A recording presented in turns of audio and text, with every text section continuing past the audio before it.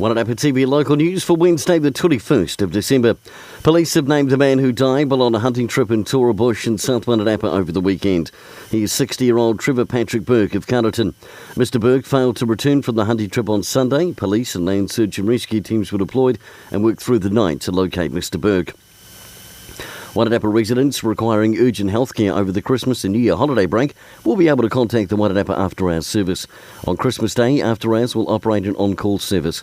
People can access this by calling the main After Hours number, with the service based at Masterton Medical. However, people don't need to be a patient there to use the service. And Wairarapa is aiming to get its second world record during the Wings Over Wairarapa Air Festival 2017. The UK-based glider display team Aerosparks will attempt to break the world record for the most consecutive rolls by a glider being towed by an aircraft without stopping. Aerosparks team leader Guy Westgate says getting the go-ahead by Guinness World Record to attempt this is the icing on the cake for their trip to New Zealand. And in sport, it's time to look back on some of the great successes of the 2016 local sporting year.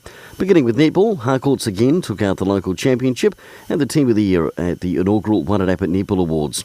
Gladstone Tanatahi Black took out the Prem Reserve final. For local news and sport on Wairarapa TV, I'm Brent Gare.